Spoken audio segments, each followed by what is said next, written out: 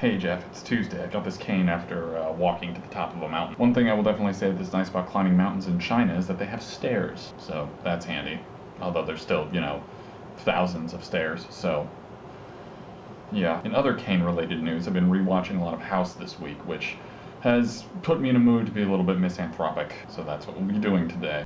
Nice to sing the glory of the guys from the future. Well, okay, it's not just from watching House. I also recently had occasion to go back through most of our back catalog of videos and add previous video, next video links to each of the videos. Wow, I use the word video a lot of times in that spiel. And of course, as I was doing that, I had occasion to revisit the ever-growing pile of dislikes and hateful comments left in our various videos about feminism, and my video about patriarchy in particular. And it reminds me of just how much I don't like people. Not people disagreeing with me or thinking different things from me. No. I'm talking, of course, about people being morons. And yeah, if any of them happen to wander over and see this video, they'll be like, oh, ad hominem, you're bad at arguing. Which, fine, whatever. Of course, the problem with trying to defend yourself by accusing someone of making ad hominem arguments is you have to be saying that they're attacking you instead of attacking your arguments, and most of the time I like to do both, so I'm probably going to be using the word moron or idiot more often than I normally would. Now really I'm talking about two things. One, I can dispense with fairly quickly, and that's the thick-headed morons who think that responding to my video by saying I'm gay, or I think there was at least one that also accused me of being transgender, as though A, there's anything wrong with those things, and B, as though it would matter. And not to start the big patriarchy pile again so soon, but saying that men are only supposed to be one way and anyone else should be dismissed and mocked. Gee, I wonder what sort of social undercurrent would fuel that kind of thought. If you're an idiot and didn't understand the subtext there, it's patriarchy. But anyway, ad hominem and patriarchal assumptions about how to correctly be masculine aside, there's another specific type of moron that I really wanted to deride today. Not long after the patriarchy video had been posted, there was a comment that ended up in that,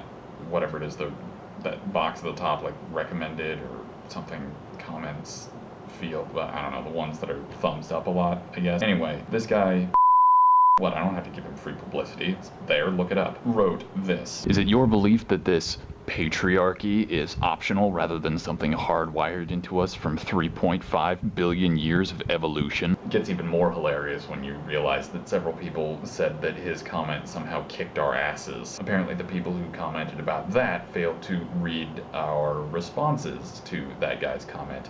Yours, which said, yes. 1, there is no fundamental grounding for it. 2, even if it were hardwired as conscious beings, we are able to work against our innate nature. Ergo, just because our meat machines want something doesn't mean we have to provide it for them.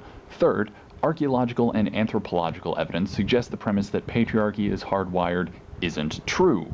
Evolution does a lot of things, but it isn't responsible for the maintenance of our culture. And mine, which just sort of agreed and added an extra stinger. What Jeff said, and I know it's overly pedantic to point this out, but saying patriarchy is hardwired by 3.5 billion years of evolution is an overshoot regardless, as we've only had sexual reproduction on Earth for about 1.2 billion years. Before that point, it would be hard to argue that anything evolution was doing directly contributed to a patriarchal social framework. Hell, back then there were barely even any multicellular organisms to speak of. But yes, it's endlessly irritating when people don't understand how science works, what it's for, how to use it. More and more online, it seems like people just want to use big impressive numbers without really caring about the provenance of those numbers, whether they make sense for the argument that they're making, or, any other questions that would be really important to understand if you're going to approach or use science. Someday soon my annoyance with this is going to lead to a broader video discussion of why I can't stand anytime someone brings up evolutionary psychology. It's kind of hilarious actually, anytime someone brings up evolutionary psychology on the internet, they almost always find themselves misusing the word theory, kind of in the opposite way where people talk about evolution being just a theory. But it's already the middle of the night here and I don't have that much more time, considering editing and upload and the few hours of sleep I need to get before I go to teach in the morning. I have less than 2 weeks left of class.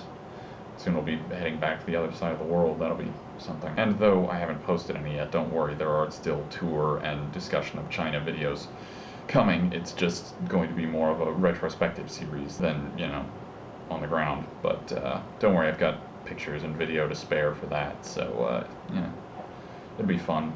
Summer project or something. Anyway, Those are the grumblings filtering through my head today. But I suppose there is an upshot to all this. It reminded me of how much I look forward to accruing dislikes and hateful, dismissive, or needlessly angry comments as we continue to discuss gender issues whenever we feel like it.